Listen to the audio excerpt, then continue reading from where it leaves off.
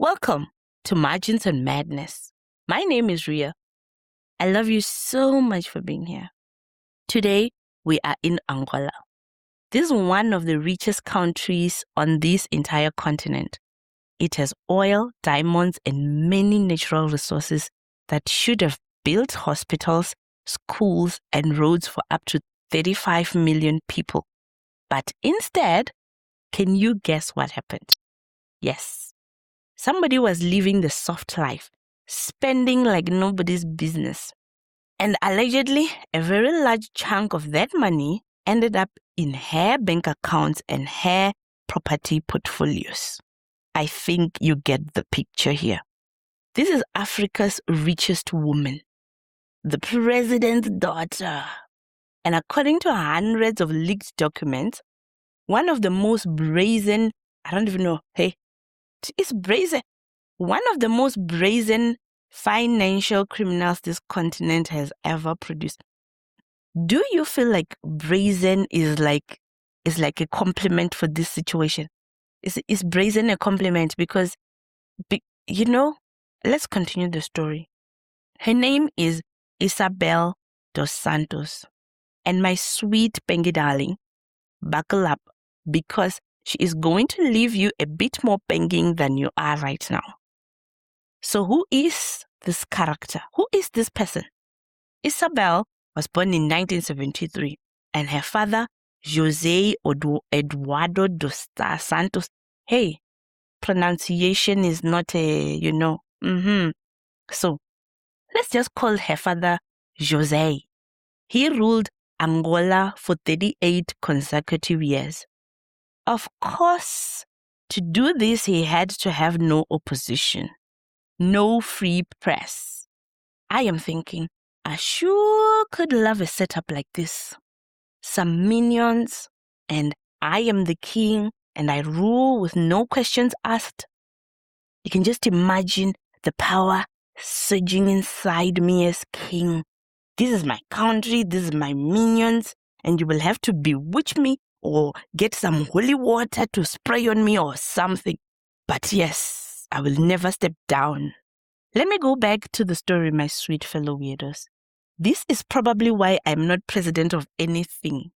But if I was, sure. So, Isabel went on to build herself a nice empire. She was in the oil industry, diamond industry, telecommunications, banking, real estate, all across Angola and Europe. By 2013, Forbes named her Africa's first female billionaire. This lady was worth over $2 billion. I've never even smelled a bag of 100,000 cash in rands. Don't laugh. How? Do we smell money? We don't. Hi. You know what? Let's leave that. She was getting recognition and she was giving TED Talks. She went to Cannes and she was in magazine covers. And she called herself a self-made businesswoman. How can you be self-made when daddy is president of the country? The math is not mathing here. Then, in 2020, the Luanda Leaks dropped. Leaked documents exposed by the International Consortium of Investigative Journalists. And this exposed a different story. Here is how she actually did it. And pay attention because this part is important. But don't pay attention for nefarious reasons. You don't have a president who is steady. Don't take any notes right now because it's not going to work for you. Every single major business deal Isabel ever made involved one of the three things. Her father's government awarding her company a contract, her father's government giving her a stake in a state-owned company, or state money being funneled through shell companies to fund her purchases. Every single one. That smells very self-made to me.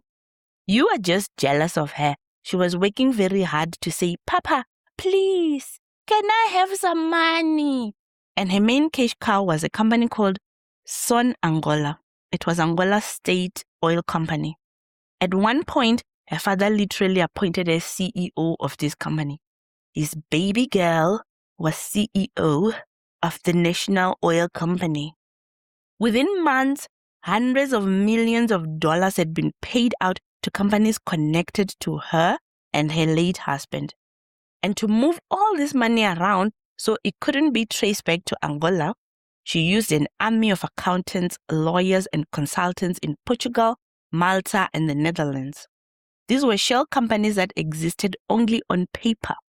Think of these shell companies as your spook mantambo, like a ghost, because they really don't truly exist in any way. And who helped her play with and move her ghosts around? None other than some hardworking, reputable companies like PwC Portugal and also Boston Consulting Group. They were charging serious fees to make her stolen money look clean, apparently. The UK government later said she embezzled at least £350 million from the Angolan people. This is about 8 billion rand, my sweet Hlanya, from a country where people did not have hospitals. Right now, I am speechless. Yeah, it's impossible for me to be speechless, but I am. Now, her father stepped down in 2017 after 38 years, and his handpicked successor, João Lourenço, turned on the family immediately. Like he did not waste any time. He turned on them immediately. Isabel became enemy number one. Angola froze all her assets. Portugal froze her assets. The UK and the US sanctioned her stealing bum. Courts across 4 countries are currently chasing her for over $733 million in frozen assets and outstanding claims. She was charged with 12 crimes in Angola: fraud, money laundering, misuse of public funds. And she's like, "It's not me. I didn't do it." She denies everything. She calls it a political vendetta. And here is the part that made me go a little cocoa for Cocoa Pops. As of right now, she has never been convicted of a single crime. Not because the evidence isn't there. The documents with the evidence are there. But because she is rich enough, connected enough, and living in Dubai, completely beyond the reach of Angolan courts to keep her freedom, she is literally still posting poolside videos from Dubai while Angola is still poor. Let's take a deep breath before our Hlanya sides take over. My sweetness, my sweet, sweet, breathe. Okay, let's continue.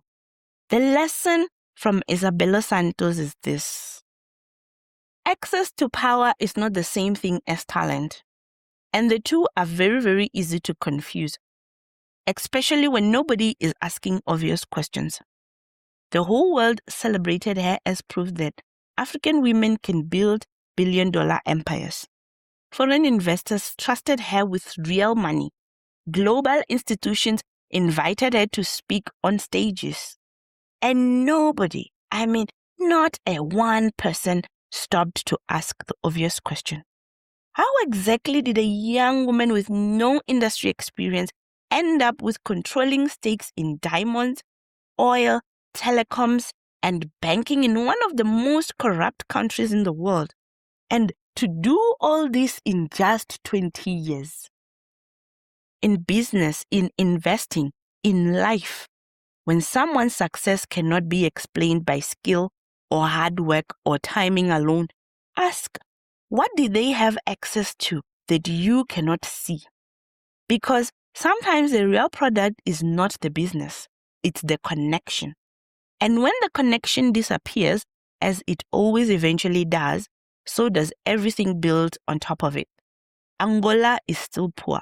It is still underdeveloped. The oil money that should have built its future is sitting in mansions in Portugal and apartments in London. And Isabel dos Santos is sunbathing in Dubai. Thank you for watching, my sweet Pengi darling. Don't forget to be kind. Be a little bit weird. The world needs you just as you are. Hit like and subscribe. See you on the next one. Love you.